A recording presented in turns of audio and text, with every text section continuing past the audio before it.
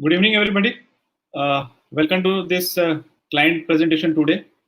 तो आज का जो हमारा प्रेजेंटेशन है वो हेल्थ इंश्योरेंस पे है। तो लास्ट वीक हमने डिस्कस किया था कि कौन कौन से इंश्योरेंस कवर हैं जो बहुत ज़रूरी है किसी भी कस्टमर के लिए लेने के लिए और खुद की फैमिली के लिए। तो based on the demand of many of our advisors हमें लगा कि एक हेल्थ इंश्योरेंस पे एक डेडिकेटेड डिस्कशन करते हैं। तो जब भी हम लोग हेल्थ इंश्योरेंस की बात करते हैं तो कुछ ना कुछ डाउट्स जो कस्टमर के माइंड में आते हैं, तो आज हमने वो सभी डाउट्स एक मार्केट फीडबैक के हिसाब से इकट्ठा किए हैं और बहुत सिंपल सब शब्दों में हम लोग ट्राई करेंगे आपकी क्वेरीज को एड्रेस करने का। तो हेल्थ इंश्योरेंस आप सभी जानते हैं कि बहुत इंपॉर्टेंट टॉपिक ऑफ डिस्कशन बन चुका है सभी के लिए।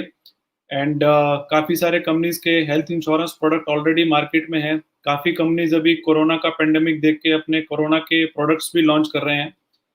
तो जो लोग हेल्थ इंश्योरेंस इंडस्ट्री से ताल्लुक नहीं रखते हैं, the people who are not associated with health insurance या जिन्होंने नहीं सुना है, उनके माइंड में काफ़ी जो क्लैरिटी जो उनको चाहिए, जो डाउट्स हैं, तो हम लोगों ने सभी को एक सिंपल भाषा में इकट्ठा करके उसी के बारे में आज हम लोग डिस्कशन करेंगे। आपके मन में कोई भी डाउट हो तो आपका जो चैट बॉक्स है उसमें आप क्वेश्चन डाल सकते हैं। तो आफ्टर द प्रेजेंटेशन हम लोग वो क्वेश्चंस भी ले लेंगे। तो प्रेजेंटेशन कुछ लगभग 35-40 मिनट्स का है, उसके बाद we will start the question answer also, right? तो I hope all of you are fit and fine and you are comfortable looking at the presentation for the day. So I will share my screen with all of you now. Yeah. Jigar visible? Yes, sir. Okay. So let us start this presentation on why we believe health insurance is wealth insurance. सबसे पहले ये wording सभी ने बहुत बार सुना होगा कि health is wealth, मतलब आपकी जो हेल्थ है वो आपकी वेल्थ के बराबर है। तो even if you have good amount of wealth, पर अगर हेल्थ ठीक नहीं है तो उसका कोई मतलब नहीं है। तो health is wealth, this is a very normal talk which happens in the day to day life. और अभी हेल्थ इज वेल्थ के साथ health insurance is wealth insurance, ये क्यों बोला जा रहा है उसके बारे में हम लोग डिस्कशन करेंगे कि अगर आपके पास हेल्थ इंश्योरेंस नहीं है तो हो सकता है आपकी वेल्थ को भी कुछ नुकसान हो सकता है। तो अगर आप हेल्थ इंश्योरेंस लेते हैं तो एक तरीके से आपका वेल्थ का इंश्योरेंस ही आप कर रहे हैं। That is the topic of the day, right? तो the message is you need to protect your wealth in times of medical emergency. उसके लिए हेल्थ इंश्योरेंस लेना बहुत जरूरी है कि अगर मेडिकल इमरजेंसी आती है तो जो खर्चा हो सकता है, जो आपको खुद बेयर करने का हो सकता है, उसको आप ट्रांसफर कर सकते हैं अपने रिस्क को एक हेल्थ इंश्योरेंस कंपनी को। तो that is the purpose of buying a health insurance policy, right? अभी बहुत बेसिक से स्टार्ट करते हैं कि हेल्थ इंश्योरेंस या मेडिक्लेम के बारे में आपने सुना होगा। तो हेल्थ इंश्योरेंस और मेडिक्लेम दोनों सेम चीज है। अभी हेल्थ इंश्योरेंस क्या है? सिंपल शब्दों में हेल्थ इंश्योरेंस पॉलिसी एक ऐसी इंश्योरेंस पॉलिसी है that covers medical expenses and hospitalization expenses due to any illness, surgery, accident etcetera, right? इसका मतलब अगर आपको कुछ बीमारी होती है जिसकी वजह से आपको हॉस्पिटल में एडमिट होना पड़ता है मिनिमम 24 घंटे के लिए, या आपके ऊपर कुछ सर्जरी हो रही है, या कोई मेडिकल प्रोसीजर हो रहा है, या आप एक्सीडेंट की वजह से भी एडमिट होते हैं, या आपका कोई डे केयर प्रोसीजर होता है कि जिसमें 4 घंटे के लिए कैटरेक्ट की सर्जरी है आपकी, या हर्निया है, या पाइल्स है। तो इस तरह की जितनी भी सर्जरीज हैं, आपके मेडिकल प्रोसीजर्स हैं, इलनेस है या एक्सीडेंट है जिसकी वजह से आपको हॉस्पिटल में एडमिट होना पड़ता है। अभी जो कोरोना पेंडेमिक चल रहा है या कोरोना का ट्रीटमेंट के लिए भी अगर आप हॉस्पिटल में एडमिट होते हैं तो जितने भी मेडिकल एक्सपेंसेस होंगे और हॉस्पिटलाइजेशन एक्सपेंसेस होंगे, वो सभी एक्सपेंसेस ये इंश्योरेंस पॉलिसी में कवर होते हैं। उसको हेल्थ इंश्योरेंस पॉलिसी बोला जाता है, राइट? राइट। तो let us start with the other details of health insurance policy. What does it cover?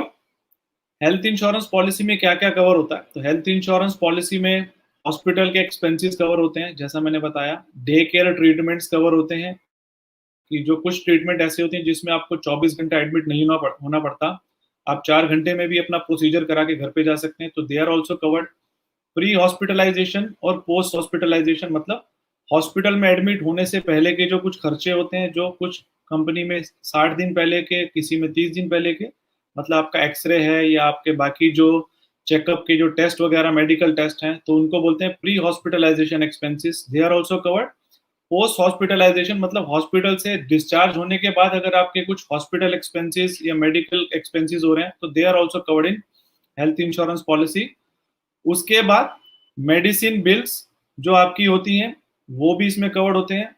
उसके बाद जो आपके 3 महीने या 180 दिन तक कई कंपनी कवर करती हैं, आपके कोई भी आपने एक्स-रे वापस कराया ये देखने के लिए कि कितना रिकवरी हुआ है, या आपने एमआरआई कराया, या जो भी एक्सपेंसेस होते हैं, all those things relating to that hospitalization, everything is covered in the health insurance policy. मतलब अगर आप कोरोना के ट्रीटमेंट के लिए, एक एग्जांपल के तौर पे मैं बोल रहा हूँ कि कोरोना के ट्रीटमेंट के लिए अगर आप एडमिट होते हैं, तो आपका कोरोना का टेस्ट का खर्चा, आपके उसमें हॉस्पिटल के खर्चे, आपके पीपीई किट के खर्चे, उसके बाद जो आप मेडिसिन्स लेंगे उसके खर्चे, आपको जो डॉक्टर विजिट कर रहा है उसके खर्चे, आप उसके बाद रिकवर होके वापस सीटी स्कैन कराएँगे उसका खर्चा, everything relating to that hospitalization is covered in the comprehensive health insurance policy, right?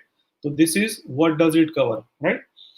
अभी आपके माइंड में होगा यार कि why I should buy health insurance policy, की हेल्थ इंश्योरेंस पॉलिसी क्यों लेनी चाहिए? तो कुछ फैक्ट्स एंड फिगर्स हैं जो मैं आपके सामने रखना चाहता हूँ। तो ये कुछ चीज़ें आप माइंड में रखिए कि जो हेल्थ इंश्योरेंस पॉलिसीज़ हैं, उसमें सभी एलिमेंट्स लगभग कवर होते हैं। तो आप ये माइंड में रखिए कि 60% of the world heart disease patients are Indians. तो इंडिया में बहुत ज़्यादा तादाद में लोग ऐसे हैं जिनको हार्ट का डिज़ीज़ है। 40 साल की एज से पहले 30% लोगों को हार्ट रिलेटेड एलिमेंट्स हो जाते हैं, मतलब कुछ इश्यूज़ आ जाते हैं। That is one of the findings of the study. ऐसा एक्सपेक्टेड है कि ऑलरेडी इंडिया में 5 करोड़ के ऊपर लोग डायबिटीज से ग्रस्त हैं। By 2025 6.6 crore people are likely to have diabetes, because India को diabetic capital of the world बोला जाता है। कैंसर के केसेस हर साल बढ़ रहे हैं, जैसा आपने ऑब्जर्व किया होगा कि आपके रिलेटिव्स में, नियर एंड डियर्स में, नेबर्स में, एवरीवेयर यू फाइंड कि कोई ना कोई कैंसर का पेशेंट आपको सुनने में आ जाएगा। हिप रिप्लेसमेंट के लाखों सर्जरी होते हैं इंडिया में, नी रिप्लेसमेंट की लाखों सर्जरी इंडिया में होती है, और every minute there is a road accident which happens on the Indian roads. तो आप, what I am trying to say, कि बहुत सारे इवेंट ऐसे होते हैं इंडिया में जिसकी वजह से हॉस्पिटलाइजेशन हो जाता है।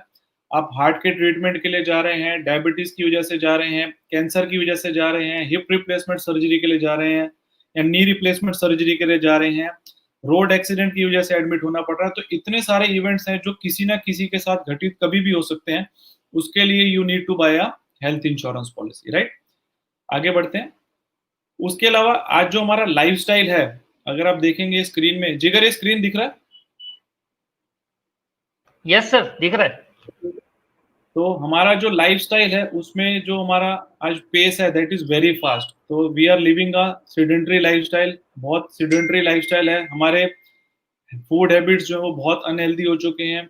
इनएडिक्वेट एक्सरसाइज़ की वजह से, स्ट्रेस की वजह से हमको जो इलनेस हो रहा है, तो जितने भी हमारा जो लाइफ़स्टाइल इस तरह का बन गया है, स्ट्रेस वाला, फूड हैबिट्स ऐसी हैं, एक्सरसाइज़ कम है, सेडेंटरी लाइफ़स्टाइल है, उन सभी की वजह से हमको लाइफ़स्टाइल रिलेटेड डिज़ीज़ हो रहे हैं, इलनेस हो रही है। उसकी तो हॉस्पिटल में एडमिशन हो रहा है, मेडिकल एक्सपेंसेस बढ़ रहे हैं। मेडिकल एक्सपेंसेस में या तो ओपीडी एक्सपेंसेस, मतलब आप किसी डॉक्टर को मिले, उसके क्लिनिक में और आपके एक्सपेंसेस हुए, या आईपीडी ट्रीटमेंट हुआ, मतलब कि आपके इन पेशेंट ट्रीटमेंट होते हैं कि जिसके लिए आपको हॉस्पिटल में एडमिट होना पड़ रहा है, राइट? तो ये जितने भी रीजंस हैं जिसकी वजह से हमारा पूरा लाइफस्टाइल अब चेंज हो गया है, उसकी वजह से हमारे मेडिकल एक्सपेंसेस बढ़ रहे हैं और आने वाले समय में भी बढ़ेंगे। उसके लिए we have to be ready with our mediclaim policy या हेल्थ इंश्योरेंस पॉलिसी, राइट? तो ये एक बहुत बेसिक मैंने आपको बताया कि हेल्थ इंश्योरेंस पॉलिसी क्यों लेना चाहिए, क्योंकि ये बहुत इंपॉर्टेंट कंपोनेंट बन गया है हमारे ओवरऑल फाइनेंशियल प्लानिंग का। तो this is one of the basic necessity of everybody's house. तो उसके लिए हेल्थ इंश्योरेंस पॉलिसी लेना चाहिए। इतना हमको अभी तक समझ में आया कि हॉस्पिटल रिलेटेड एक्सपेंसेस हैं वो बढ़ रहे हैं और आने वाले टाइम में बढ़ेंगे। एनवायरनमेंट ऐसा है कि जिसकी वजह से हमारा लाइफस्टाइल बहुत कंप्रोमाइज हो चुका है। तो मेडिक्लेम लेना या हेल्थ इंश्योरेंस पॉलिसी लेना बहुत ज़रूरी है। अभी आप में से कइयों के माइंड में कुछ डाउट्स होंगे, जो हमने मेंशन किए।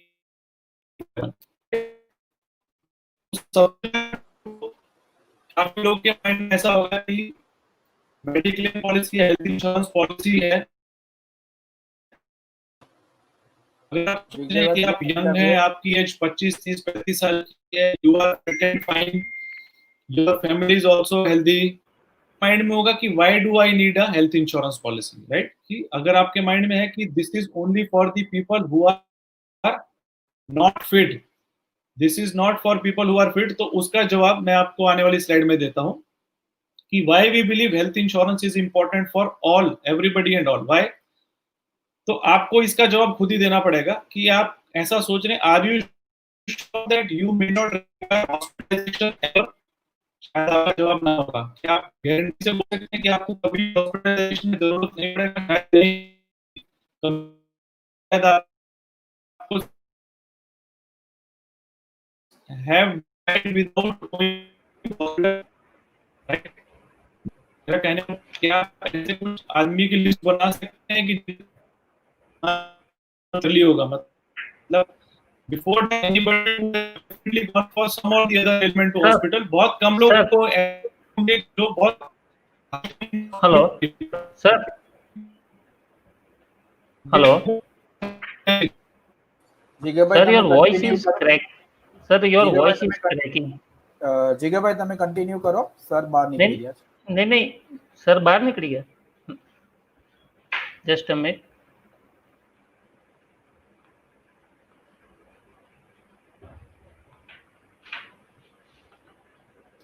Sorry for interrupt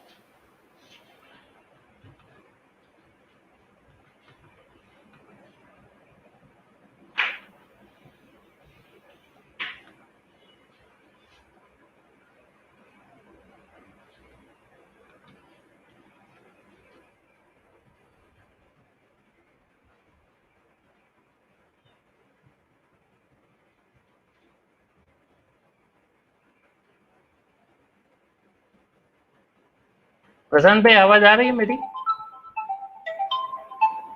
hello yes yes yes clear Prashant भाई yes clear okay so from here sorry Jigar ભાઈ interrupt you where you are camera is camera on કરજો जी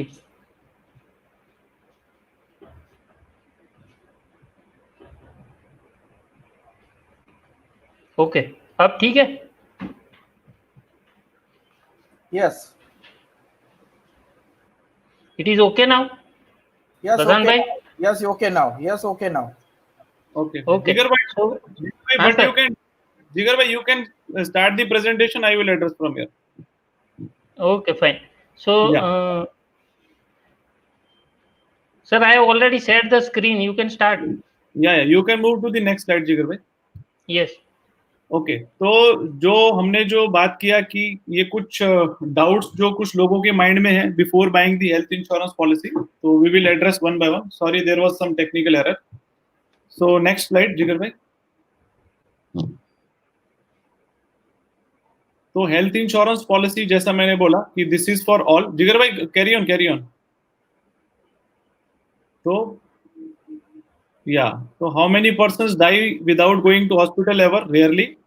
Then my next point जो बहुत जरूरी है आपके लिए समझने का ऐसा है कि how many of you think that you would be able to get insurance policy after getting diagnosed with BP, diabetes or cancer? मतलब अगर आप आज fit and fine है तो that is a very good thing.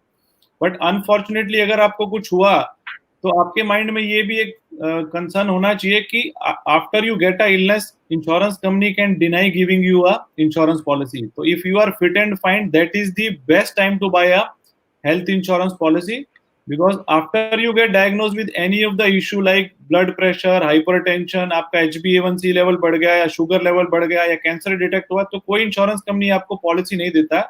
इसलिए अगर आप fit and fine है तो that is the best time to buy a health insurance policy.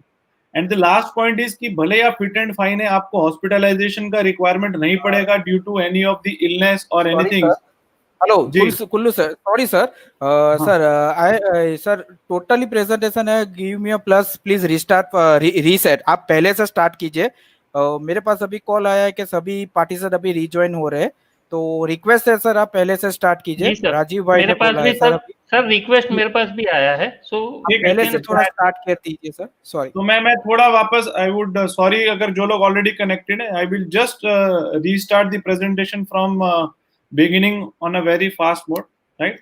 तो जिगर भाई let me share the screen. आप स्क्रीन हटाइए. प्लीज सर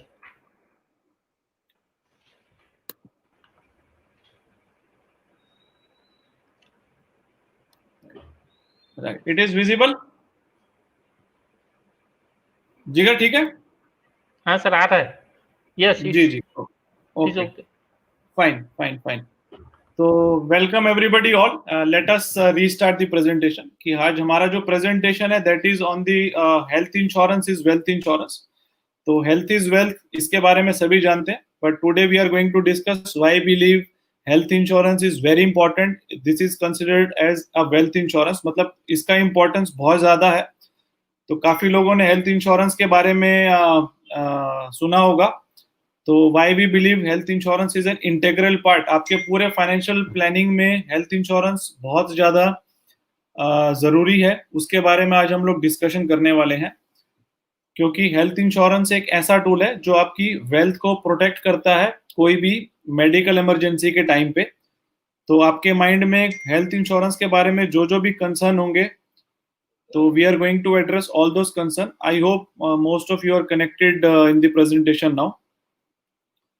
तो हेल्थ इंश्योरेंस क्या है, तो मैं वापस आप लोगों के लिए रिपीट कर देता हूं जिन लोगों ने भी ज्वाइन किया, कि हेल्थ इंश्योरेंस एक इस तरह का इंश्योरेंस पॉलिसी है which covers the medical and hospitalization expenses due to any illness, surgery, accident, जिसकी वजह से आप हॉस्पिटल में एडमिट हुए हैं, राइट।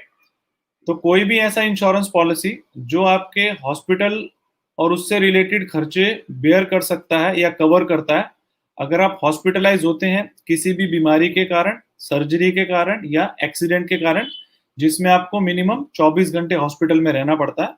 उसके अलावा कुछ प्रोसीजर ऐसे होते हैं जिसमें मेडिकल सर्जरी होता है या मेडिकल प्रोसीजर्स होते हैं जिनको डे केयर प्रोसीजर बोला जाता है, जिसमें आप 4 घंटे के ट्रीटमेंट के बाद भी अगर आप डिस्चार्ज होते हैं तो वो भी मेडिक्लेम में कवर होता है। जैसे कि कैटरेक्ट है, जैसे कि हर्निया है, पाइल्स है, इस तरह के जो एक्सपेंसेस हैं जो 4 घंटे में भी डिस्चार्ज हो जाते हैं। नॉर्मली मेडिक्लेम 24 घंटे की हॉस्पिटलाइजेशन कवर करता है, बट ये जो कुछ स्पेशल जो प्रोसीजर होते हैं उसमें आप सेम डे पे डिस्चार्ज होते हैं तो भी आपके एक्सपेंसेस कवर होते हैं, right. Jigar, am I audible, clear? Yes, sir, absolutely.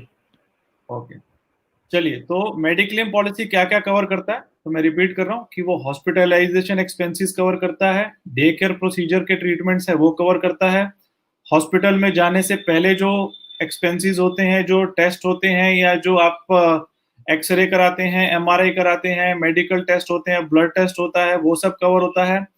During hospitalisation खर्चे कवर होते हैं, और पोस्ट हॉस्पिटलाइजेशन मतलब हॉस्पिटल से डिस्चार्ज होने के बाद जो खर्चे होते हैं उस ट्रीटमेंट से रिलेटेड, वो भी कवर होते हैं। आपके जो मेडिसिन के बिल्स होते हैं, एक्सरे के बिल होते हैं, everything relating to that hospitalization, जिसकी वजह से आप एडमिट हुए थे, वो सभी खर्चे कवर होते हैं, subject to few terms and condition.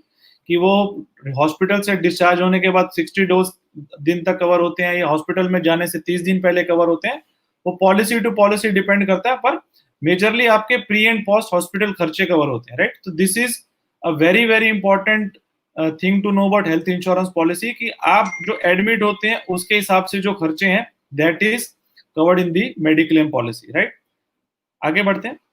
तो हेल्थ इंश्योरेंस पॉलिसी के बारे में बहुत ज्यादा डिस्कशन आज हो रहा है कि कोरोना पेंडेमिक हो गया है, तो काफी लोग को डर है कि कोरोना की वजह से हॉस्पिटल में एडमिट होना पड़ेगा, उसके जो खर्चे होंगे वो आपने सुना होगा कि पहले जो न्यूज आ रहा था कि लाखों रुपए का एक्सपेंसेस हो रहा है, 2-3 लाख रुपए का एक्सपेंस हो रहा है।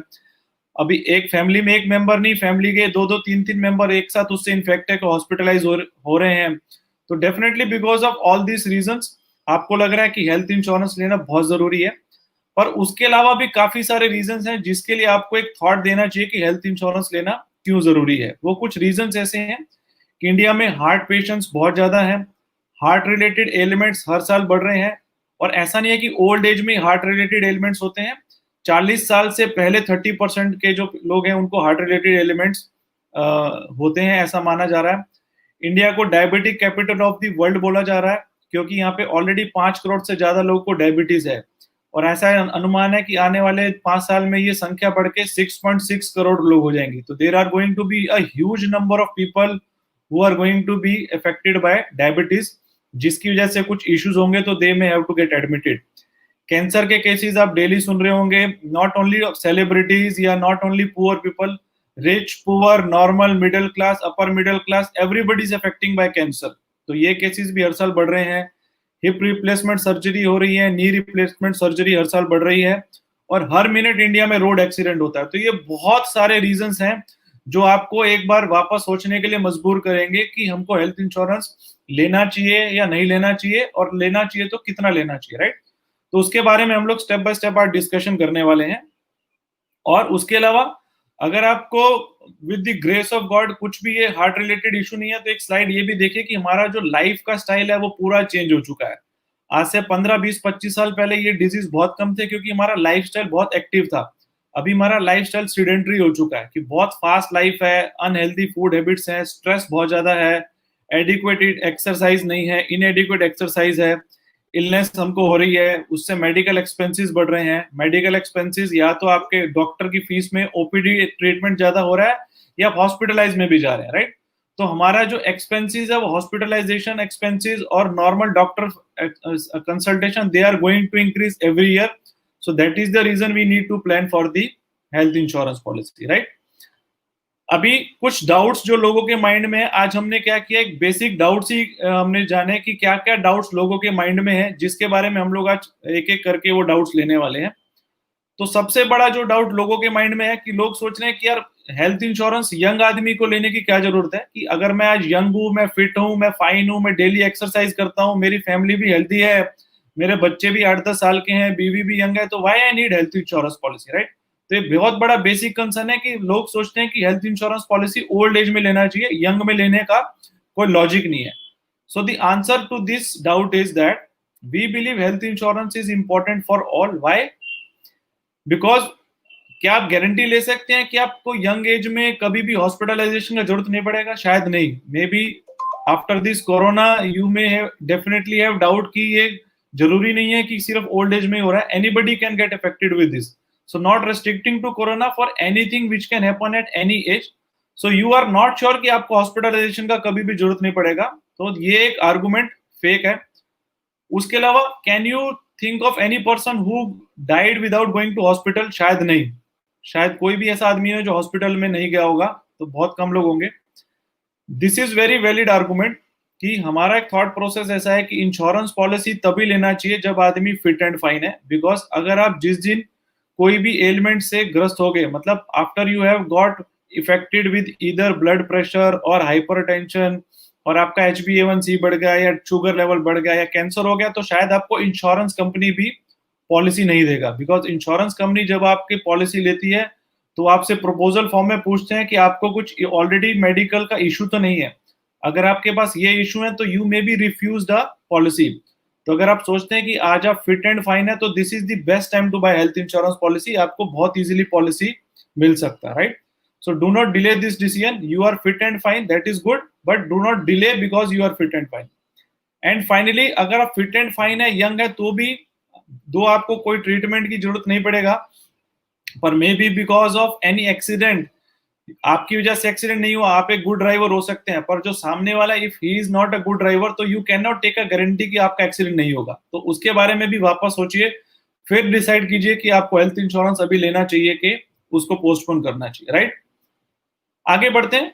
फिर काफी लोगों का ऐसा आर्गुमेंट होता है कि मैं एक सैलराइड पर्सन हूं, मेरी तो कंपनी मुझे कॉम्प्लीमेंट्री हेल्थ इंश्योरेंस पॉलिसी देती है। तो आज भी हम लोग सैलराइड है, तो जितने भी हमारे कॉर्पोरेट एम्प्लॉइज हैं उनके माइंड में है कि उनकी जो कंपनी है उनको कॉम्प्लीमेंट्री एक हेल्थ इंश्योरेंस पॉलिसी देती है, तो उनको खुद का खर्चा करने की जरूरत नहीं है। तो आप एक तरीके से सही हो सकते हैं, पर मैं आपके सामने 3-4 चीजें और रखना चाहता हूं जिससे आप ये डिसीजन लेने में हेल्पफुल हो पाएंगे कि आपको खुद का पॉलिसी लेना चाहिए कि नहीं लेना चाहिए। तो this is basically for corporate employees कि may be due to ill health you may have to lose job.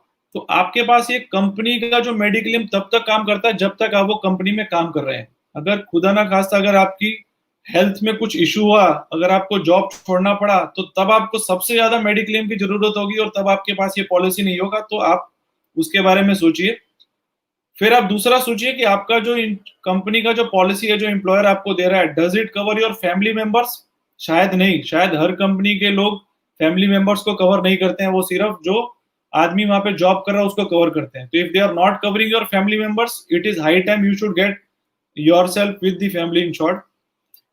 फिर आपको एक चीज और याद रखनी पड़ेगी कि आपका एम्प्लॉयर आपको आपकी जॉब चेंज करने के बाद या रिटायरमेंट पे भी कवर करने वाला है? तो शायद नहीं।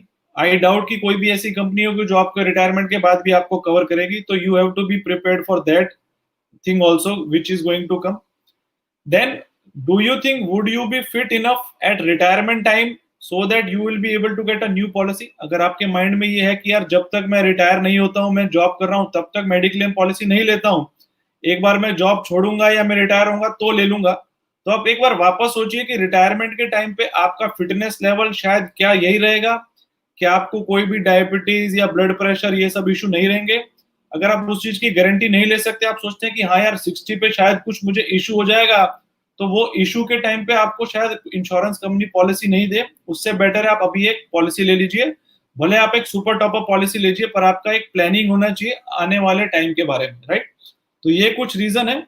उसके अलावा आपको रिटायरमेंट के बाद हेल्थ इंश्योरेंस की जरूरत नहीं पड़ेगी, ऐसा नहीं है। आपको डेफिनेटली रिटायरमेंट जब आप ओल्ड एज में हो जाएंगे तो आपको शायद ये पॉलिसी ज्यादा काम में आएगी। तो ये सभी चीजें आप माइंड में रखिए before deciding whether you want to buy insurance policy after you change the job और आफ्टर यू रिटायर, या आपको अब ये पॉलिसी लेना चाहिए। हमारा मानना ये है कि भले आपकी कंपनी ने आपको पॉलिसी दी, आपके पास एक खुद का पॉलिसी होना चाहिए, सो दैट अगर वो कंपनी से आप जॉब छोड़ते हैं या रिटायर होते हैं तो भी आपके पास एक खुद का कवर होना चाहिए जिसमें कोई एक्सक्लूजन नहीं हो और आप फिट एंड फाइन है, तब ये पॉलिसी ले लेंगे तो ज्यादा लॉजिकल है, राइट? आगे बढ़ते हैं। तो जैसा मैंने कोरोना के बारे में बात किया, तो अभी कोरोना की कुछ पॉलिसीज लॉन्च हुई हैं, बिकॉज आफ्टर दिस पेंडेमिक सरकार भी एक्शन में आया, जो इंश्योरेंस का रेगुलेटर है वो भी एक्शन में है, तो काफी कंपनीज ने कोरोना की पॉलिसी लॉन्च किया है। तो वी हैव सीन बहुत रश है लोगों का कोरोना पॉलिसी लेने के बारे में, कि लोगों को डर है कि ये पेंडेमिक से कोई भी इफेक्ट हो सकता है, तो people are buying for corona policies. आप डेफिनेटली कोरोना पॉलिसी ले सकते हैं जो कोरोना के रिलेटेड ट्रीटमेंट को या हॉस्पिटलाइजेशन को कवर करता है, और पर आपके माइंड में ये नहीं होना चाहिए कि मुझे कॉम्प्रिहेंसिव पॉलिसी नहीं चाहिए। क्यों नहीं होनी चाहिए, अभी उसके बारे में डिस्कशन करते हैं कि व्हाई आई बिलीव और वी बिलीव कि you should opt for a comprehensive policy. कि क्या आप ये सोचते हैं कि कोरोना एक पहला एपिडेमिक है? तो शायद नहीं, ये एपिडेमिक तो 2020 में या 2019 में आया, उससे पहले भी काफी सारे ऐसे पेंडेमिक या वायरल आ चुके हैं, सार्स है या बहुत हैं। तो this is not the first epidemic, this is not the last epidemic. आपने कोरोना पॉलिसी ले लिया तो वो शायद 3, 6, 9 महीने काम होगा, पर आपको तो ये जो प्लानिंग करनी है हेल्थ इंश्योरेंस की, वो rest of the life time के लिए करनी है। तो कल के जाके कुछ दूसरा पेंडेमिक हुआ तो उसके लिए आप दूसरा पॉलिसी ढूंढने जाएंगे तो वो गलत है। You should always try to have a policy जो आपके हर ट्रीटमेंट के लिए आप यूज कर सकते हैं, राइट? और आपको ये भी सोचना चाहिए कि आपको सिर्फ कोरोना के लिए ट्रीटमेंट के लिए मेडिक्लेम लेना है, या ये जितने भी इश्यूज हैं, कि कोई भी वायरल इलनेस है, बैक्टीरियल इन्फेक्शन है, या फीवर्स हैं, डेंगू है, मलेरिया है, टाइफाइड है, चिकनगुनिया है, एक्सीडेंट हो रहे हैं, knee replacement, hip replacement, cancer और सो एंड सो फोर्थ। तो बहुत लंबा लिस्ट है जिसकी वजह से आपको हॉस्पिटलाइजेशन के लिए जाना पड़ सकता है। तो आपकी कोरोना पॉलिसी है जो सिर्फ कोरोना ट्रीटमेंट को कवर करेगी, पर आप एक कॉम्प्रिहेंसिव कवर चाहते हैं तो आपके पास एक कॉम्प्रिहेंसिव मेडिक्लेम पॉलिसी होना चाहिए जिसमें आपके corona plus all other things will also get covered, right?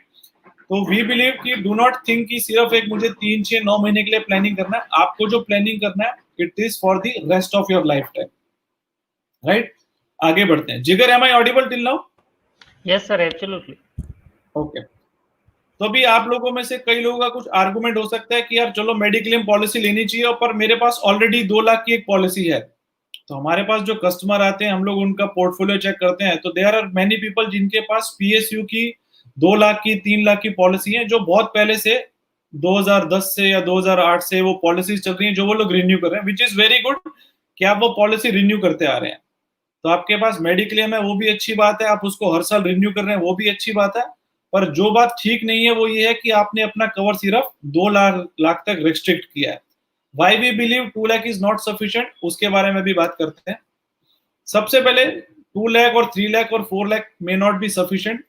जो मेडिकल इन्फ्लेशन है वो 14% से हर साल बढ़ रहा है। मतलब एक एग्जांपल मैं आपको देता हूं कि जो कैटरेक्ट का सर्जरी 2010 में 20,000 में होता था, आज वही कैटरेक्ट का सर्जरी आपको 60,000, 65,000, और आप अच्छे हॉस्पिटल में जाएंगे तो 80-90 हजार में भी वो कैटरेक्ट का सर्जरी होता है, राइट?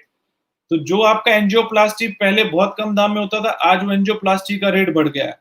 आपका जो कैंसर का ट्रीटमेंट है जो शायद 2-3 लाख में हो जाता था, आज वो 8-10 लाख रुपए में होता है। तो बिकॉज हर चीज का इन्फ्लेशन की वजह से कॉस्ट बढ़ रहा है, तो मेडिकल इन्फ्लेशन भी हर साल बढ़ रहा है। तो जो 2 लाख की पॉलिसी थी वो शायद 2005 के लिए सफिशिएंट थी, पर 2020 में वो 2 लाख का पॉलिसी डेफिनेटली सफिशिएंट नहीं है। You today imagine the situation कि अभी वापस कोरोना पे चलते हैं कि अगर कोरोना की वजह से फैमिली में 4 लोग इन्फेक्ट हुए और 4 लोगों को 4-4 दिन के लिए हॉस्पिटल जाना पड़ा, तो शायद 2 लाख रुपए एक आदमी में खत्म हो जाएगा। तो आपको तो 8 लाख रुपए चाहिए, तो आप 6 लाख रुपए कैसे मैनेज करेंगे? You have to give it a thought, right? तो 2 लाख इज नॉट सफिशिएंट।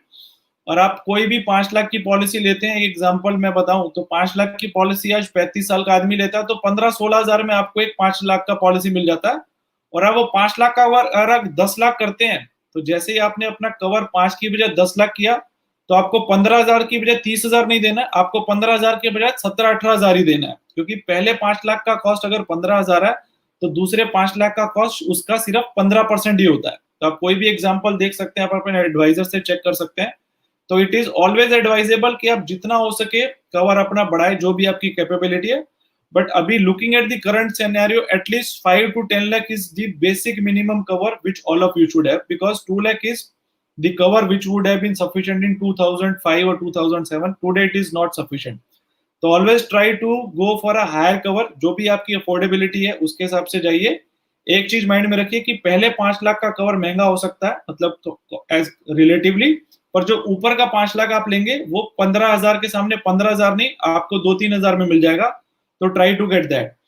और अगर आप एक बढ़िया पॉलिसी में जाना चाहते हैं, तो इंश्योरेंस पॉलिसी में जैसा मोबाइल पोर्टेबिलिटी होता है, उसी तरह से हेल्थ इंश्योरेंस का पॉलिसी भी पोर्टेबिलिटी होता है। आप एक कंपनी से दूसरी कंपनी में भी पोर्ट कर सकते हैं और आपका वेटिंग पीरियड भी आपको कंटिन्यू हो जाता है। तो आप ये भी अपने एडवाइजर से डिस्कस कीजिए कि क्या मैं एक बेटर पॉलिसी में शिफ्ट कर सकता हूँ। तो डेफिनेटली कर सकते हैं और आप अपना कवर भी बढ़ा सकते हैं, राइट? तो ये आर्गुमेंट के बारे में भी हमने बात किया कि 2 लाख रुपए का सफिशिएंट नहीं है। अभी अगले आर्गुमेंट पे चलते हैं। अभी अगला आर्गुमेंट ऐसा है कि आप में से काफी लोग सोच रहे हैं कि हाँ यार, मैं कन्विंस तो हूं, मुझे लग रहा है कि हेल्थ इंश्योरेंस होना चाहिए, हेल्थ इंश्योरेंस नहीं है, बहुत ज्यादा जरूरी है। पर हम लोग बोल रहे हैं कि 35-40 साल की एज पे 15-20 हजार रुपए का एक हेल्थ इंश्योरेंस का पॉलिसी आता है, तो 15,000 रुपए मैनेज करना बहुत मुश्किल है, राइट? बिकॉज अभी ये जो सिचुएशन है जहाँ पे जॉब लॉस हो रहे हैं और काफी मॉनेटरी कंस्ट्रेंट्स हैं, तो आप में से शायद माइंड में होगा कि 15-20 हजार रुपए मैनेज करना इज अ टफ कॉल। तो ये इंडिविजुअल टू इंडिविजुअल हो सकता है, I am nobody to comment on that. पर आप एक वापस एक थॉट इस चीज को दीजिए कि अगर आपके लिए 15,000 रुपए मैनेज करना भी आज टफ है, और गॉड फॉरबिड अगर कल को 3-4 लाख रुपए किसी इमरजेंसी हॉस्पिटलाइजेशन की वजह से मैनेज करना पड़ा, तो क्या वो पॉसिबल होगा? शायद नहीं होगा। तो आई रिपीट कि अगर आपको लग रहा है कि 15,000 रुपए मैनेज करना भी टफ है, तो अगर अनफॉर्चुनेटली हॉस्पिटलाइजेशन हुआ तो उसकी वजह से 3-4 लाख रुपए मैनेज करना तो शायद बहुत ज्यादा टफ होगा। तो इसलिए this is our request and suggestion कि अगर हो सके तो आप जो भी आपकी अफोर्डेबिलिटी है उसके हिसाब से आप कुछ ना कुछ हेल्थ इंश्योरेंस का पॉलिसी लेके you should give it a start. अगर आप बहुत ज्यादा मॉनेटरी कंप्रोमाइज हैं, तो at least start with the basic policy of health insurance या कोरोना पॉलिसी या कुछ भी लेके you should make a start. Because emergency situations में आपको शॉर्ट नोटिस पे अगर लाखों रुपए मैनेज करने का आया, तो that would be the very tough part, अगर आप इतना भी पैसा करंटली मैनेज नहीं कर सकते तो, राइट? आगे बढ़ते हैं। तो आपके माइंड में भी सवाल आया कि हेल्थ इंश्योरेंस पॉलिसी लेना तो जरूरी लग रहा है, उसके लिए खर्चा भी होगा, वो भी लेना करना जरूरी है। पर आपके माइंड में आ रहा है कि चलो हेल्थ इंश्योरेंस पॉलिसी ले लिया तो मुझे और कुछ एडवांटेजेस है। बिकॉज अगर आप टैक्स प्लानिंग के लिए कुछ इंस्ट्रूमेंट में पैसा इन्वेस्ट करते हैं जो एटीसी में होता है, आप ईएलएसएस में पैसा इन्वेस्ट करते हैं या पीपीएफ में करते हैं या बैंक एफडी में 5 साल के लिए करते हैं, तो आपको टैक्स में रिबेट मिलता है। तो आपके माइंड में आ रहा होगा कि यार हेल्थ इंश्योरेंस लेने में भी मुझे कुछ टैक्स में बेनिफिट्स है। तो जी हाँ, हेल्थ इंश्योरेंस पॉलिसी आप लेते हैं तो वो भी जो आपने प्रीमियम पे किया है वो आपको सेक्शन 80D में उसका डिडक्शन मिल जाता है। जो भी पॉलिसी आपने खुद की फैमिली के लिए, खुद के लिए, अपने डिपेंडेंट पेरेंट्स के लिए लिया, तो राइट, तो आपको टैक्स में भी बेनिफिट मिलता है। आप रेगुलर हेल्थ चेकअप, काफी कंपनीज में ये फैसिलिटी है कि आपको हर साल वो हेल्थ चेकअप की फैसिलिटी भी कॉम्प्लीमेंटरी देती है, तो वो भी बेनिफिट है। कुछ कंपनी में आपको ओपीडी का बेनिफिट भी मिलता है, तो वो भी आप ले सकते हैं। और हर कंपनी में अगर आपने क्लेम नहीं लिया तो उनका नो क्लेम बोनस मिलता है, जिसकी वजह से आपका रिस्क कवर हर साल बढ़ता है, राइट? तो हेल्थ इंश्योरेंस में हॉस्पिटलाइजेशन के अलावा ये सब बेनिफिट्स भी अवेलेबल है। आगे बढ़ते हैं, राइट? तो अभी आपके माइंड में है कि there are so many companies, तो हर इंश्योरेंस कंपनी का जो प्रीमियम रेट है वो अलग क्यों है? Why there are different premium rates of different companies even with the same risk cover? तो आपने देखा होगा कि 5 लाख रुपए की पॉलिसी एक 35 साल के आदमी के लिए, उसके 3 लोगों की फैमिली के लिए, कोई कंपनी आपको 12,000 में पॉलिसी दे रहा है, कोई 13,000 में, कोई 14,000 में, कोई 17,000 में, कोई 18,000 में। तो ये एक स्वाभाविक क्वेश्चन है जो माइंड में आएगा कि why there are different premium rates of different companies even with the same risk cover. तो एक ही रिस्क कवर के अलग-अलग क्यों है? तो ये जानना बहुत जरूरी है कि वो डिपेंड करता है कि आपकी पॉलिसी में क्या-क्या चीज कवर है। कि हर इंश्योरेंस पॉलिसी हॉस्पिटलाइजेशन तो कवर करती है, पर सभी में जो रूम रेंट है वो क्लॉज डिफरेंट होता है। कोई कंपनी आपको बोलेगा कि आपको एक बेसिक रूम जो होता है हॉस्पिटल में उसमें ही ट्रीटमेंट करा सकते हैं, कोई आपको बोलेगा कि आप सिंगल रूम में करा सकते हैं, कोई कंपनी आपको शेयर्ड रूम का क्लॉज देगा, कोई कंपनी आपको बोलेगा कि जितना आपका सम रिस्क कवर है उसका 1% ही आप रूम में खर्च कर सकते हैं, कोई कंपनी आपको बोलेगा कि आप कोई भी कैटेगरी के रूम में एक्सपेंसेस कर सकते हैं। तो जिस तरह से आपको ट्रीटमेंट मिलता है, जो आपका लग्जरी जिस पॉलिसी में ज्यादा है उसका प्रीमियम डेफिनेटली ज्यादा होगा। कुछ कंपनीज आपको मैटरनिटी कवरेज देती हैं और नहीं देती हैं, स्वाभाविक है, जो आपको मैटरनिटी कवर देता है उसका प्रीमियम ज्यादा होगा। जिस कंपनी में नो क्लेम बोनस आपको ज्यादा मिलेगा उसका भी प्रीमियम ज्यादा होगा। किसी कंपनी में डिजीज वाइज कैपिंग होगा कि फॉर एग्जांपल कैटरेक्ट में कोई कंपनी बोलेगा कि मैं 50,000 ही दूंगा, कोई कंपनी आपको कैटरेक्ट में 1 लाख दे रहा है, तो जो ज्यादा पैसा देने के लिए तैयार है उसका प्रीमियम भी ज्यादा होगा।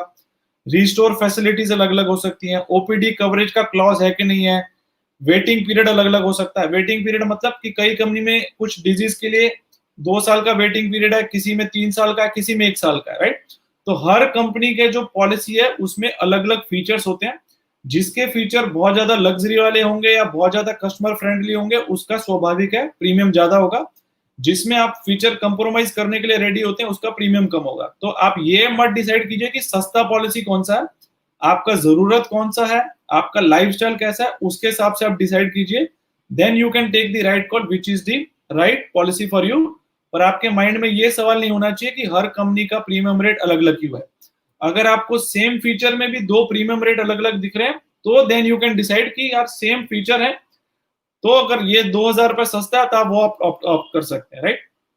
But this is the reason कि हर कंपनी का प्रीमियम रेट अलग अलग क्यों होता है, राइट।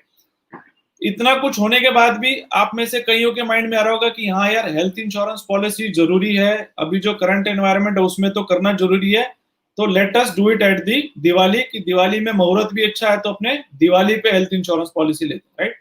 तो आज 21 अगस्त है, दिवाली सपोज आने वाला 3 महीने में, तो आप एक तरीके से पोस्टपोन कर सकते हैं अपने डिसीजन को कि दिवाली के टाइम पे 15-20 हजार रुपए इकट्ठा होगा तो दिवाली पे हम लोग ये डिसीजन लेंगे कि कौन सी हेल्थ इंश्योरेंस पॉलिसी लेना है। तो that is one decision which you can take. But आप थोड़ा सोचिए कि आप इस चीज को पोस्टपोन तो कर सकते हैं, पर क्या आप अपने डिजीज को पोस्टपोन कर सकते हैं, हॉस्पिटलाइजेशन को पोस्टपोन कर सकते हैं, एक्सीडेंट को पोस्टपोन कर सकते हैं, या कोई भी हॉस्पिटलाइजेशन जो होने हो सकता है क्या आप उसको पोस्टपोन कर सकते हैं कि यार चलो दिवाली पे ट्रीटमेंट कराएंगे? तो शायद उसका जवाब ना होगा। तो इट इज ऑलवेज एडवाइजेबल कि अगर आप अफोर्ड कर सकते हैं तो ये डिसीजन को डिले मत कीजिए, दिवाली पे या होली पे अगले साल करेंगे या बाद में करेंगे फिर सोचते हैं, वो चीजों में मत जाइए। This is very important decision which you have to make for the rest of your life time. आप अपने एडवाइजर से बैठ के जितनी जल्दी हो सके ये डिसीजन को कंक्लूड कर सकते हैं, राइट। फिर आगे बढ़ते हैं कि इतना कुछ सुनने के बाद एक चीज क्लियर है कि जो हेल्थ इंश्योरेंस पॉलिसी है वो सभी को चाहिए, भले वो यंग है, ओल्ड है, किड है, बिकॉज किड भी हॉस्पिटलाइजेशन होते हैं, आप फिट हैं तो भी चाहिए, अनफिट हैं तो भी चाहिए, रिच को भी चाहिए, रिच लोग भी हॉस्पिटलाइजेशन जाते हैं, पुअर भी जाते हैं, अर्बन में भी चाहिए, रूरल में भी चाहिए, everyone and everybody should have, right. तो इंडिया में आज जो 130-135 करोड़ की आबादी है उसमें से कुछ ही करोड़ लोगों के पास ये पॉलिसी है, तो बहुत सारे लोग आज भी हेल्थ इंश्योरेंस के बगैर हैं। अगर आप उनमें से एक हैं तो प्लीज आप ये डिसीजन को चेंज कीजिए, डिस्कस विद योर एडवाइजर। आपको कम रेट की पॉलिसीज भी मिल जाएंगी जो आपके बजट में फिट होंगी, but please try to discuss about the health insurance, right. कितना लेना चाहिए अगेन आपके बजट पे डिपेंड करता है। 3 लाख की पॉलिसी भी मिलती है, 5 की भी, 7 की भी, 10 की भी, 1 करोड़ का भी पॉलिसी है। तो जो आपका बजट है, अफोर्डेबिलिटी है, लाइफस्टाइल है, रिक्वायरमेंट है, नीड है, डिजायर है, उसके हिसाब से आप एक पॉलिसी लीजिए। वो डिपेंड करेगा आप कौन सी सिटी में रहते हैं, आप कौन से क्वालिटी के हॉस्पिटल में खर्चा कराना चाहते हैं, आपको नानावती में कराना है, टाटा मेमोरियल में कराना है या सिविल हॉस्पिटल में कराना है, आपकी अफोर्डेबिलिटी क्या है, उसके हिसाब से कॉल लीजिए। पर try to get maximum what you can afford. We believe कि आज के एनवायरनमेंट में मिनिमम 5 से 10 लाख रुपए का एक रिस्क कवर हेल्थ इंश्योरेंस का होना बहुत जरूरी है। और आपके घर में अगर बुजुर्ग लोग हैं, आपके पेरेंट्स हैं, तो उनका एक सेपरेट पॉलिसी भी आप ले सकते हैं, but everybody should have a health insurance policy, right. Moving at, किस तरह का पॉलिसी लेना चाहिए, तो मैंने बोला कि डिजीज स्पेसिफिक पॉलिसीज भी मिलती हैं। आपको डेंगू का भी एक पॉलिसी मिल सकता है, आपको कोरोना का पॉलिसी मिल सकता है, आपको डायबिटीज का मिल सकता है, आपको कैंसर का पॉलिसी, हर डिजीज का अलग अलग पॉलिसी भी मिल सकता है। पर अगर आप एक कॉम्प्रिहेंसिव पॉलिसी लेंगे तो वो बेटर है। आप इमेजिन कीजिए, अगर आप एक मोटर की पॉलिसी लेने जा रहे हैं, आपको मोटर पॉलिसी वाले ने बोला कि भाई तेरा ये पॉलिसी ऐसा है, जो कांच टूटेगा तो ही कवर होगा, ये पॉलिसी ऐसा है कि जिसमें एक्सीडेंट होगा तो ही कवर होगा, ये पॉलिसी ऐसा है जिसमें गाड़ी चोरी होगा तो ही कवर होगा, ये पॉलिसी ऐसा है जिसमें बाढ़ आएगा, गाड़ी खराब होगा तो ही मिलेगा। तो आपको बहुत अजीब लगेगा कि यार मुझे तो ऐसा पॉलिसी चाहिए जो हर कंडीशन में गाड़ी को नुकसान हो तो कवर करना चाहिए।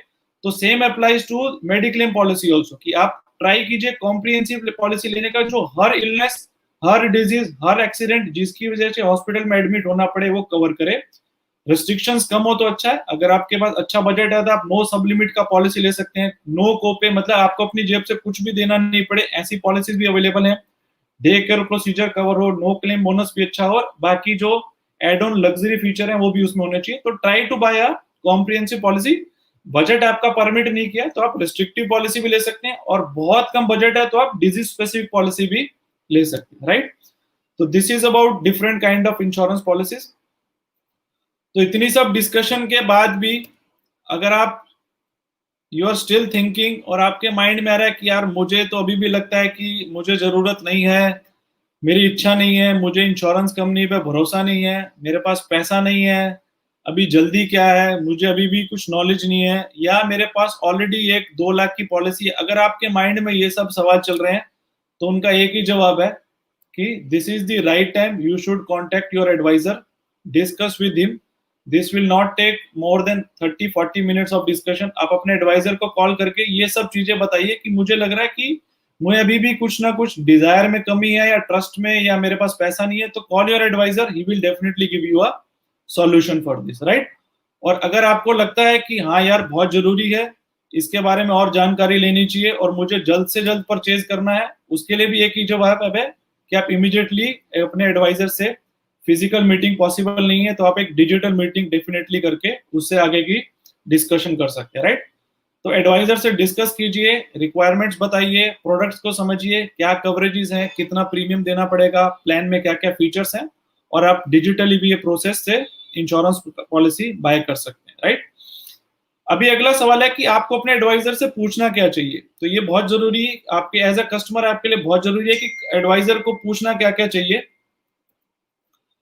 कि सबसे पहले what is the risk cover being offered, और उसमें पॉलिसी में नो क्लेम बोनस क्या मिलता है, कितने का पॉलिसी में रिस्क कवर है, which disease are covered in your policy, की कौन कौन से पॉलिसी में डिजीज कवर्ड है, ये डिजीज स्पेसिफिक है या कॉम्प्रिहेंसिव पॉलिसी है। Then what is the waiting period of the policy, कि उसमें कौन से डिजीज कितने टाइम के बाद कवर होते हैं, that you can ask. What are the exclusion in the policy, policies में ऐसा नहीं है कि सब कुछ कवर होता है, कुछ एक्सक्लूजन भी होते हैं। फॉर एग्जांपल HIV एड्स से रिलेटेड चीजें हैं, सेल्फ इन्फ्लिक्टेड इंजरीज होती हैं, काफी में मैटरनिटी इंक्लूड नहीं होता है, काफी में कुछ और एक्सक्लूजन होते हैं, तो वो समझना बहुत जरूरी है। नेटवर्क हॉस्पिटल की लिस्ट आप पूछ सकते हैं कि आप जो सिटी में रहते हैं उसमें कौन कौन से नेटवर्क हॉस्पिटल वो पॉलिसी में है। नेटवर्क हॉस्पिटल मतलब जहाँ पे कैशलेस ट्रीटमेंट हो जाता है, आप अपनी जेब से कुछ भी नहीं देते हैं, पूरा hospitalization expenses insurance company directly pay करती है।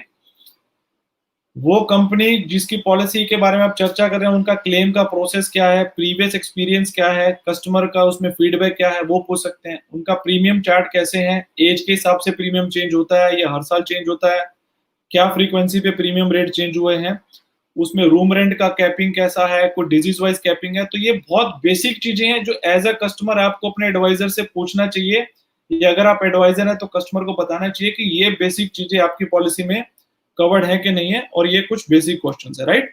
और उसमें अगर कुछ एड ऑन फीचर्स हैं तो उसके बारे में भी आप डिस्कशन एडवाइजर के साथ कर सकते हैं, राइट। तो मूविंग एड, आप कुछ भी पॉलिसी लेंगे, कुछ भी करेंगे, कुछ बेसिक चीजें आपको माइंड में रखना बहुत जरूरी है। सबसे पहले मैं रिपीट कर रहा हूँ कि इस डिसीजन को डिले करने का कोई फायदा नहीं है, जितना जल्दी हो सके इस पे एक्शन में आइए।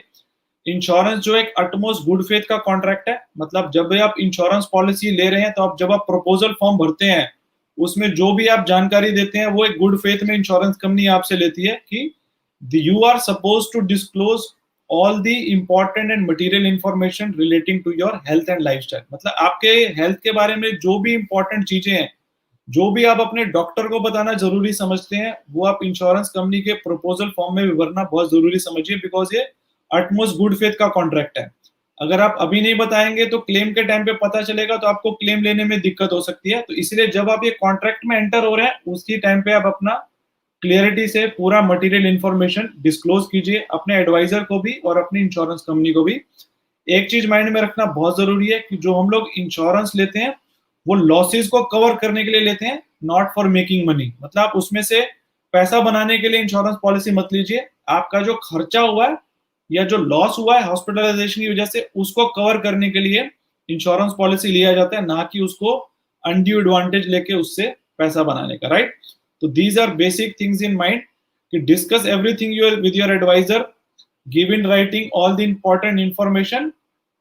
एक बार अंडर राइटिंग प्रॉपर हो जाता है तो आपको क्लेम के टाइम पे कभी भी इशू नहीं आता। That is the basic thing to know about the insurance policy, right. तो the last point is, do not think about this, just you have to call your advisor, think again, discuss with him। एक चीज याद रखिए कि insurance अभी option नहीं है, it is not कि यार लू के नहीं लू, it is definitely the priority of your financial planning. तो सबसे ज्यादा जरूरी है इंश्योरेंस है, because you never know when you may require it.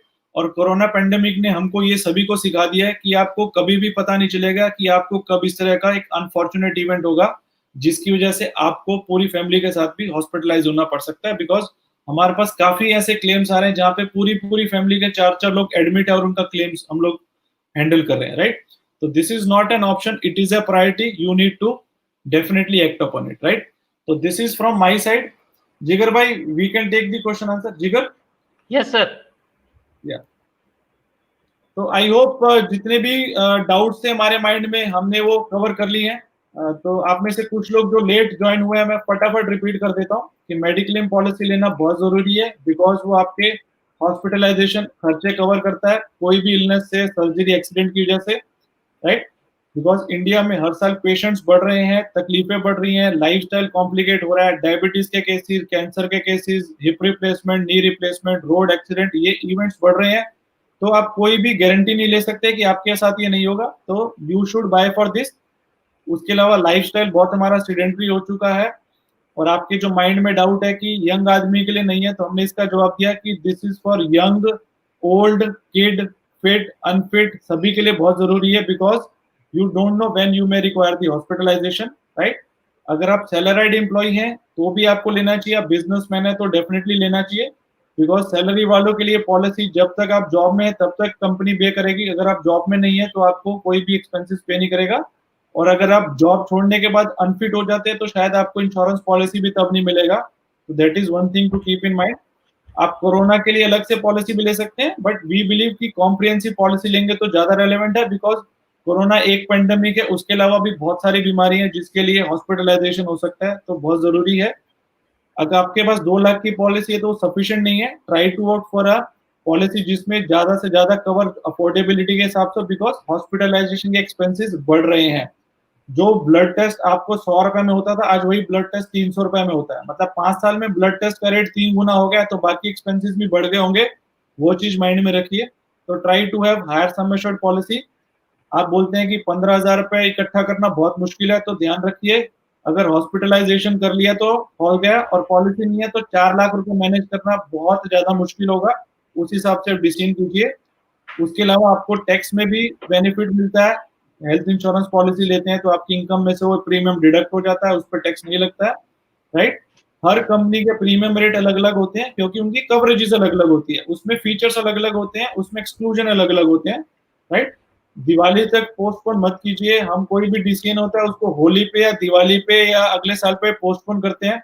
आप फ्रिज को पोस्टपोन कर सकते हैं, वॉशिंग मशीन को पोस्टपोन कर सकते हैं, गाड़ी को पोस्टपोन कर सकते हैं, पर ये डिसीजन आप दिवाली तक पोस्टपोन नहीं कीजिए।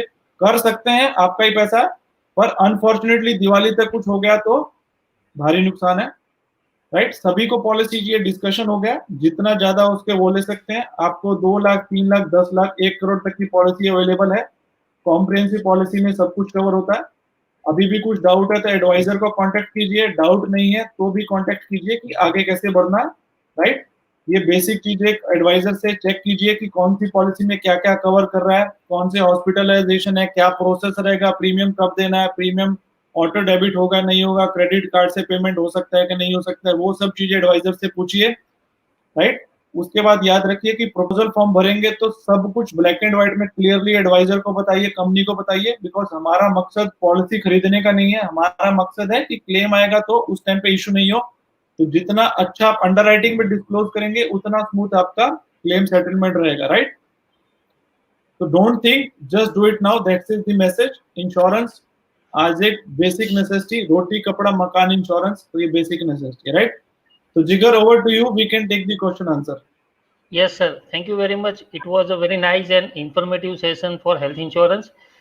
इसके रिलेटेड कुछ क्वेश्चंस आए हैं सर, जिसमें सबसे पहला क्वेश्चन आ रहा है अभी की सिचुएशन से रिलेटेड है कि what is the basic difference between normal health policy and corona policy.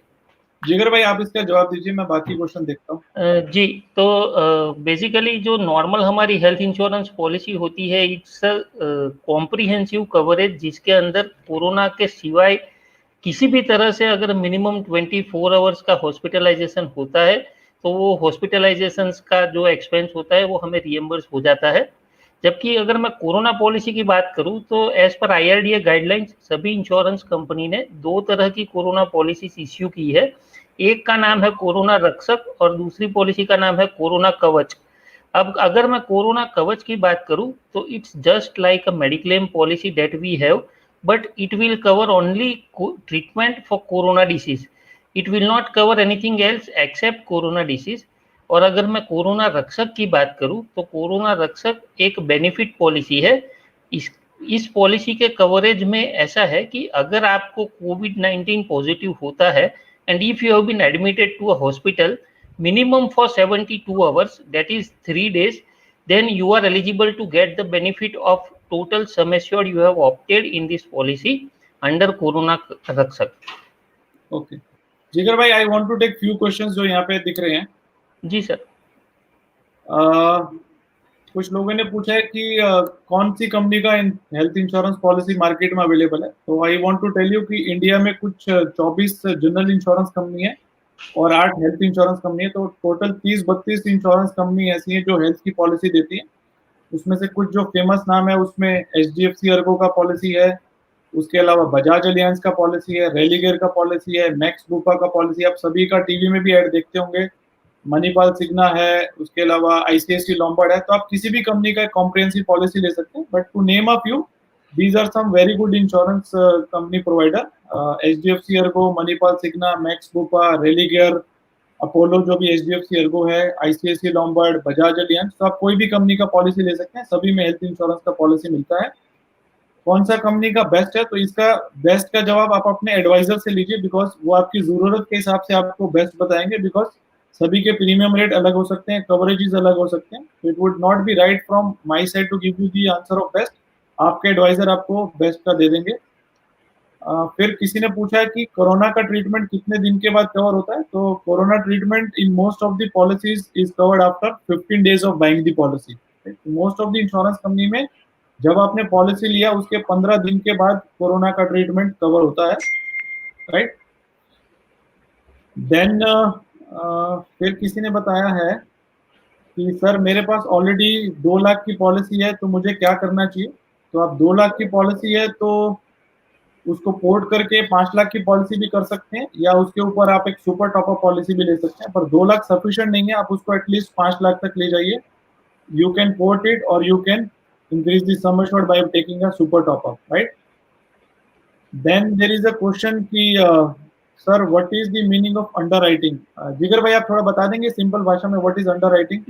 जी सर, underwriting is a function wherein आप जो भी प्रपोजल फॉर्म इंश्योरेंस कंपनी को भर के देते हैं, अपनी सारी डिटेल भर के जो प्रपोजल फॉर्म सबमिट करते हैं, तो there is a person in an insurance company who will underwrite those details who will verify those details and will decide whether to accept the risk or to reject the risk or to load to accept the risk with additional premium.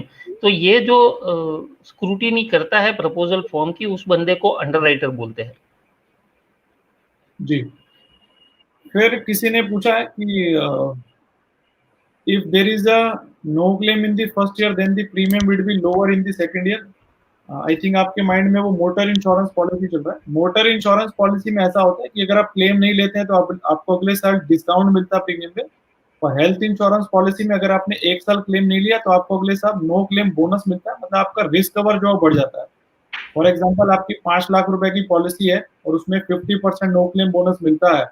अगर आपने claim नहीं लिया तो आपका risk cover अगले साल 7.5 लाख का हो जाएगा, उससे अगले साल 10 लाख का हो जाएगा अगर आपने क्लेम नहीं लिया। और आप क्लेम लेंगे तो वापस 10 लाख से वो 7.5 लाख, फिर क्लेम लिया तो 7.5 लाख से 5 लाख आ जाएगा, राइट। तो आप क्लेम नहीं लेते हैं तो आपका रिस्क कवर बढ़ जाता है, इसमें प्रीमियम कम नहीं होता है अगर आप क्लेम नहीं लेते हैं तो, राइट। सर एक क्वेश्चन 24 आवर्स, एक क्वेश्चन 24 आवर्स हॉस्पिटलाइजेशन पे है कि पूछा गया है कि अगर किसी को सवेरे 8 बजे हार्ट अटैक हुआ है उसको और हॉस्पिटल में एडमिट करते हैं और दोपहर के 4 बजे अगर उसकी डेथ हो जाती है तो 24 आवर्स का हॉस्पिटलाइजेशन नहीं होता, तो इस सिचुएशन में क्लेम मिलेगा? तो जवाब है सर डेफिनेटली क्लेम मिलेगा, क्योंकि इंश्योरेंस कंपनी हमेशा पॉजिटिव सोचती है कि अगर ये आदमी जिंदा होता तो उसका ट्रीटमेंट कंटिन्यू होना था, अभी उसकी डेथ हो गई है। So all insurance companies always respect the cases of death well in advance. तो इस केस में आपको जितना भी खर्चा हुआ है वो भले ही 24 आवर्स नहीं होते हैं फिर भी कवर हो जाता है। Okay, right.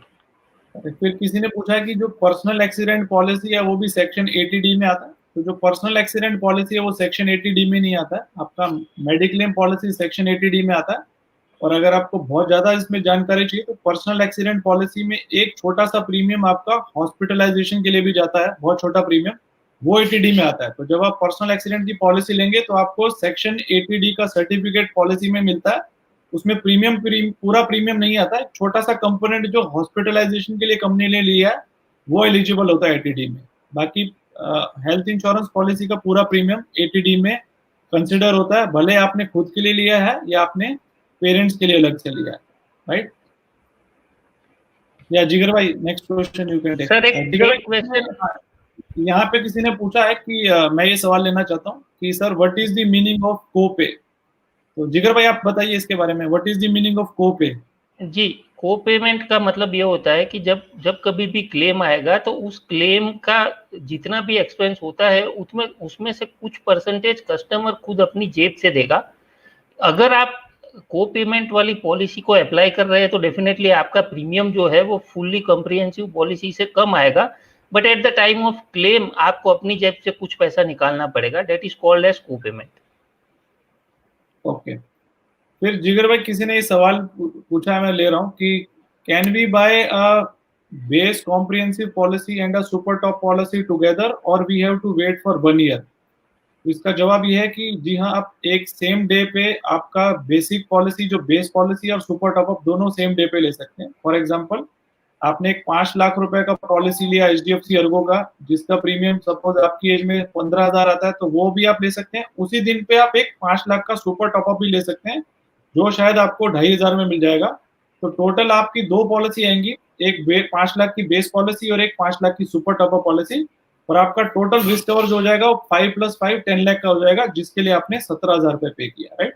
तो आपकी एज टू एज डिपेंड करेगा, बट आपका जो सवाल है उसका जवाब यही है कि आप बेस पॉलिसी और super top policy same day पे इमीडिएटली भी ले सकते हैं। And it is always advisable कि आप सेम डे पे ही लीजिए और दोनों साथ में लीजिए, it is always advisable, right. Sir एक सुपर टॉपअप पे ही क्वेश्चन है कि अगर मैंने सुपर टॉपअप ले लिया है तो क्या मैं 4 साल के बाद उसको मेरी नॉर्मल पॉलिसी में कन्वर्ट कर सकता हूँ? जी हाँ, काफी इंश्योरेंस, ये आई थिंक एक बहुत रेलेवेंट क्वेश्चन है उन लोगों के लिए जो कॉर्पोरेट्स में भी काम करते हैं। तो अगर आप अपनी किसी कंपनी में काम करते हैं तो आपको कंपनी ने सपोज 5 लाख का एक पॉलिसी दिया हुआ है, तो आप उसके ऊपर एक 5 लाख का सुपर टॉपअप पॉलिसी ले सकते हैं। तो अगर आपका खर्चा 10 लाख होता है तो 5 लाख कंपनी के उससे और 5 लाख खुद का पॉलिसी काम आएगा।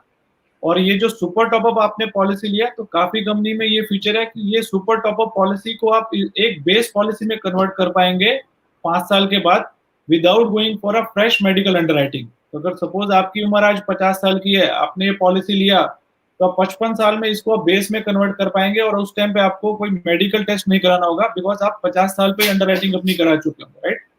तो दिस इज पॉसिबल, जो आपका क्वेश्चन है कि आप कुछ समय के बाद अपनी सुपर टॉपअप पॉलिसी को भी बेस पॉलिसी में कन्वर्ट कर पाएंगे, जो भी प्रीमियम होगा उस हिसाब से, but definitely that is possible. जिगर भाई। सर एक क्वेश्चन आया है कोरोना पॉलिसीज पे कि कोरोना पॉलिसीज पे टैक्स बेनिफिट है क्या? तो मैं बताना चाहूंगा कि चाहे वो कोरोना रक्षक हो चाहे कोरोना कवच हो, दोनों पॉलिसी के अंदर आपको टैक्स बेनिफिट मिलता है। तो अगर आपके टैक्स स्लैब में अभी भी आप एलिजिबल है कि कुछ इन्वेस्टमेंट कर सकते हैं अंडर सेक्शन 80D, तो you should always go for corona policies. Okay, 2-3 सवाल और दिख रहे हैं। एक दिख रहा है कि क्या मैं अपनी mediclaim policy can I use for dental straightening मतलब दांत सीधे करने, मतलब मैं इतना बता देता हूँ कि जो मेडिकल पॉलिसीज होती हैं वो कोई भी कॉस्मेटिक सर्जरी के काम नहीं आती हैं। आपका एक्सीडेंटल सर्जरी है या हॉस्पिटलाइजेशन ड्यू टू इलनेस है, दैट इज ओनली ट्रिगर्ड। तो जो आपका सवाल है डेंटल कॉस्मेटिक के लिए, तो this is not applicable for in the insurance policy. तो उसका जवाब ना है कि डेंटल स्ट्रेटनिंग जो कॉस्मेटिक पर्पज से होगा उसमें कवर नहीं है। अगर डेंटल स्ट्रेटनिंग करना पड़ रहा है due to some accident, then definitely it is covered, right. Then one more question is it compulsory to have super top up and base policy of the same company? No, this is not compulsory, but it is advisable. Advisable क्यों है? Because claim के time पे अगर आपको एक ही company का follow up करना पड़े तो वो बेटर है। Not compulsory, not mandatory, but definitely advisable कि आप सेम ही कंपनी का लें, राइट। देन जिगर भाई, there are many questions which are now coming. Yes, दो पॉलिसी पे क्लेम कर सकते हैं, ऐसा एक क्वेश्चन आया सर कि if I have two different policies of health insurance can I claim in both insurance policy? Yes sir, up to the extent of your expense you can claim in both of your insurance policy. It is on the sole discretion of yourself that in which company you want to claim first out of this both insurance policy.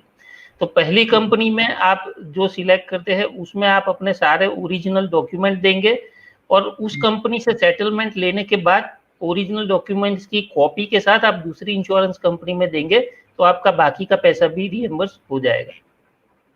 Okay, फिर एक सवाल ऐसा है कि can I पे माई premium from instalment? तो अभी जो most of the insurance policies health की होती है उसमें ईयरली प्रीमियम होता है, बिकॉज प्रीमियम अमाउंट 12-15 हज़ार होता है। बट IRDA की तरफ से एक कैंपेन स्टार्ट है कि सर्कुलर आया है कि जहाँ पे मंथली प्रीमियम मोड के ऑप्शन भी शायद आने वाले टाइम में अवेलेबल हो जाएंगे। But just to answer you, जब आप डिजिटली कोई भी पॉलिसी बाय करते हैं तो उसमें क्रेडिट कार्ड का ऑप्शन होता है, तो आप क्रेडिट कार्ड से बाय करके भी आप आई थिंक EMI से वो पेमेंट क्रेडिट कार्ड का कर सकते हैं, तो इनडायरेक्टली वो कर पाएंगे, राइट जिगर भाई? Yes sir. एक क्वेश्चन आया है सर कि मैं क्या कोरोना रक्षक और नॉर्मल मेडिक्लेम पॉलिसी दोनों जगह से क्लेम कर सकता हूं? तो जवाब है सर, आप दोनों जगह से क्लेम कर सकते हैं। आप हेल्थ इंश्योरेंस पॉलिसी से अपना नॉर्मल ट्रीटमेंट का एक्सपेंस कवर कर सकते हैं, और अगर 3 दिन से ज्यादा का हॉस्पिटलाइजेशन हो रहा है तो आप अपनी कोरोना रक्षक पॉलिसी से भी बेनिफिट ले सकते हैं। हेलो,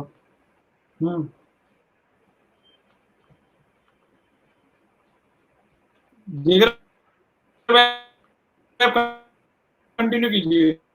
जी सर, जी सर। सो एक क्वेश्चन आ रहा है कि पर पर्सन कितना इंश्योरेंस लेना चाहिए मेरे को?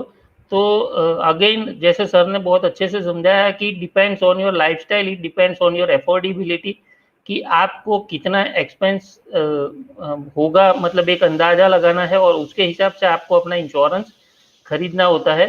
पर ये मैं जरूर कहना चाहूँगा कि सफिशिएंट इंश्योरेंस लेके रखेंगे तो आपकी बहुत अच्छी फाइनेंशियल प्लानिंग हो पाएगी, क्योंकि ऐसा ऑब्जर्व किया गया है कि जब कभी भी मेडिकल इमरजेंसी आती है तो एक साथ हमारी जितनी भी सेविंग्स होती है उन सबको वाइप आउट करके ले जाती है। तो it is very much advisable to have very good sum assured if you can afford. 55 years age वाले हेल्थ इंश्योरेंस और कॉम्प्रिहेंसिव पॉलिसी ले सकते हैं क्या? जी सर, बिल्कुल ले सकते हैं। कंडीशन ये है कि उनका पहले मेडिकल चेकअप होगा, और अगर मेडिकल चेकअप में if they are found fit and fine, then they can definitely take insurance policy from any insurance company. Then जिगर भाई कुछ और सवाल मुझे दिख रहे हैं जिगर भाई?